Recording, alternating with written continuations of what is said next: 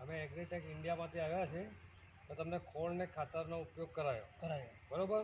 તો આની અંદર તમે બીજો કોઈ ખોળ ખાતર નાખી બરોબર. તો કેવું ઉત્પાદન લાગે છે?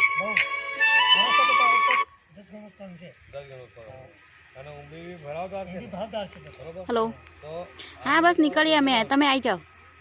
જે તમે 20 કિલો દાણા લઈ જાઓ એની જગ્યાએ 5 કિલો વજન વધારે આવે બરોબર. તો હેલો. ઉત્પાદન સારું છે તો આવતા વર્ષે વધારશો કે વધારવાનું? તમારું નામ શું છે?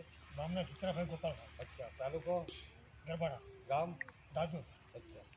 તો આવો નવો ઉપયોગ કરતા રહેજો અને બીજા ખેડૂતોને બી માહિતી આપજો બરોબર.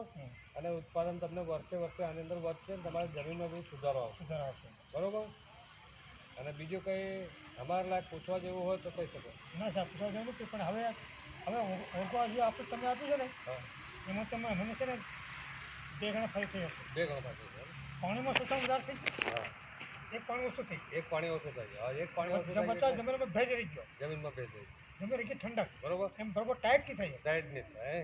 રાઈટ. એટલે આમાં જે ખોળ અને ડીએપી આપણે આપ્યું છે ઓળખો એ આની જમીનની અંદર છે ને અમારા તત્વો થોડાક એમ જળવાઈ રહ્યા બરોબર. અને ભેજનો સંગ્રહ સંગ્રહી રહ્યો. ભેજનો સંગ્રહ કરે અને ઊંબી બી આ ઊંબી થોડી મોટી આવે સંપૂર્ણ ભરાઈ એક જ પાણી સાહેબમાં આપો તો બરોબર દેખાય બરોબર દેખાય બરોબર. તો તમે આની અંદર આવો ઉપયોગ કર્યો. હવે બીજા ખેડૂતોને બી માહિતી આપી છે બરોબર.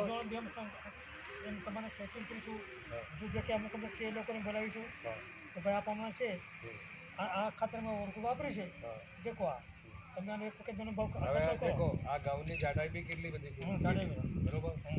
ઊંબીની જાડાઈ સારી છે બરોબર. દાણા બી ભરાવદાર છે. હવે ઘઉંને સાહેબ વાવતર આવે તો પડવાનો ભય ઓછો રહેશે. અચ્છા. એકદમ પડી નહીં જાય દાંડો જાડા રહે ને દાંડો જાડા રહે અને એને મૂળ એકદમ અંદર ભેજમાં શોષાઈ નાખે. ભેજમાં શોષાઈ ક્ષમતા જળવાઈ રહી છે ને એટલે આની અંદર પડવાનો ભય ઓછો રહે. પડવાનો ભય ઓછો રહે. એનું થડ બી મજબૂત હા અને ઊંબી બી મોટી. ઊંબી બહુ મોટી છે. ચાલો તો હા. જય માતા. જય માતા.